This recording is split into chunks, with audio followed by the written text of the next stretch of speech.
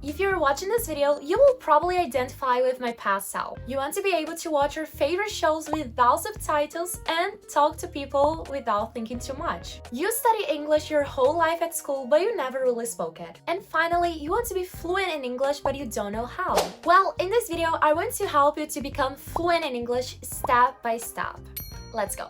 Hello world, it's Via. If you're from a non-speaking English country, you know the importance of speaking English. Whether it's for getting a promotion on your job or simply wanting to watch Oppenheimer without subtitles, English is everywhere nowadays. I started learning English in 2018 at 14 years old. And although I had English classes at school and was a great student, that didn't really mean I could speak it. In reality, I knew I was needed to get good grades in school, but I barely could speak about what I do in my free time in English. My school was very focused on grammar, so by mastering past participle verbs, you will do well. I took private English classes for almost 2 years, and I remember that in the beginning, I literally cried thinking that I could never learn English. I can't do it! I can't do it! I can't do it! I can't do it! In my mind, bilingual people didn't really exist and they were just mindlessly lying about their fluency, because it didn't make sense in my mind that people could think in another language. When I realized I could start learning by myself, I quit English school and decided to start making my own journey to fluency. I don't think my English is excellent, but coming from someone who didn't attend international schools, doesn't live in an English-speaking country, and had to learn it from zero, I think I can help you on how to learn it.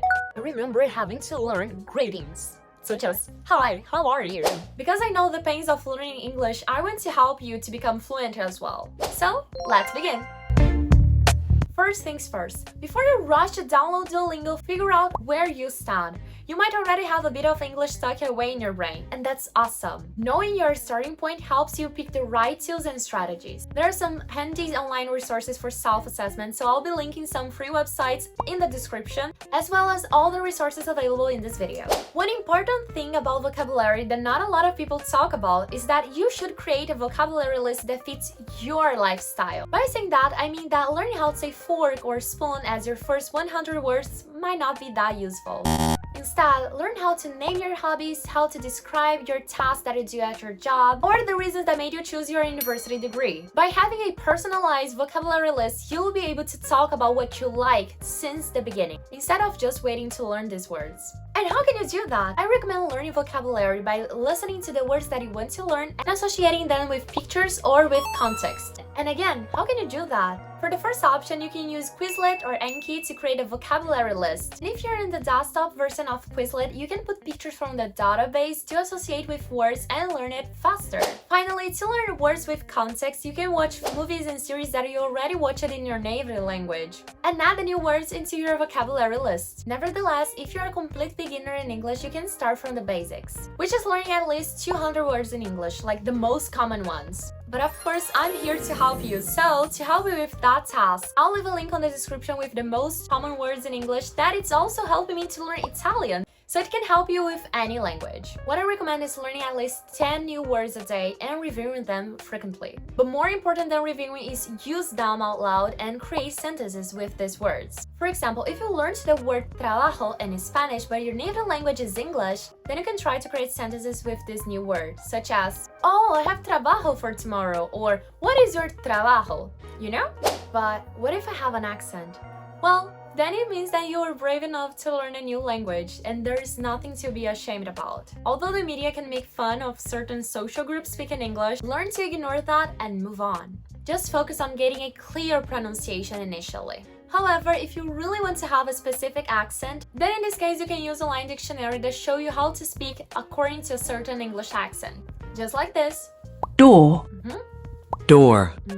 By the way, what I'm going to talk about now is really important, seriously. Remember to not evaluate your own English or someone else's by how native they sound. That doesn't make any sense because the main goal of learning a language is to communicate.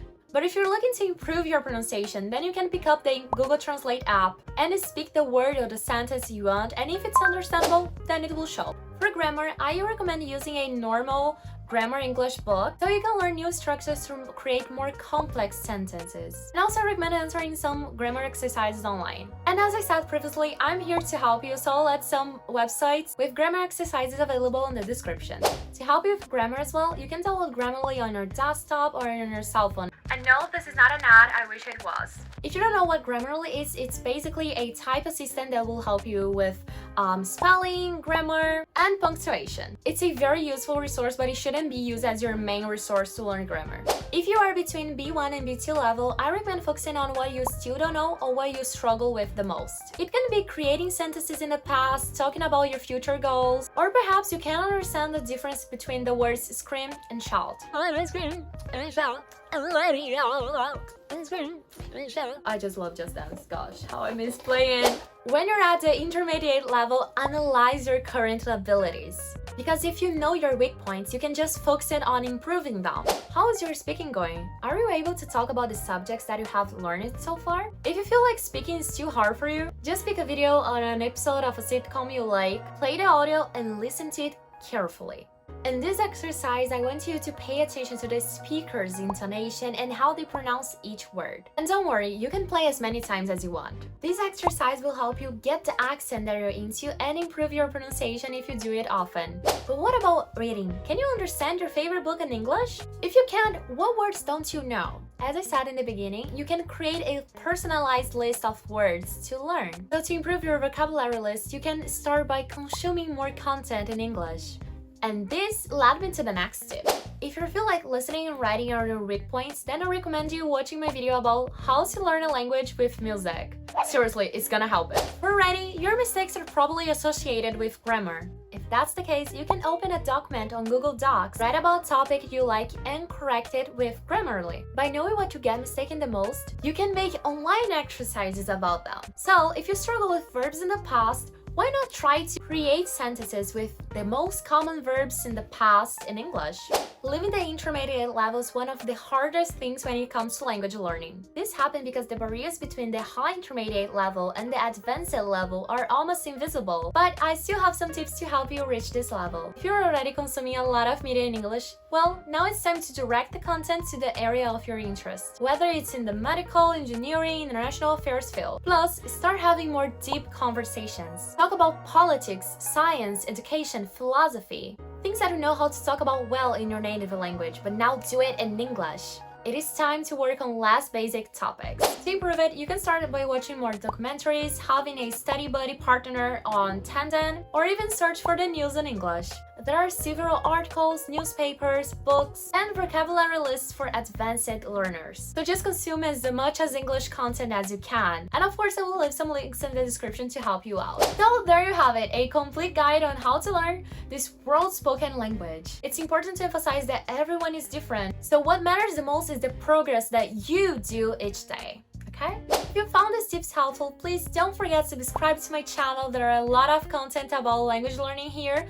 And also hit that like button and see you in the next video. Bye!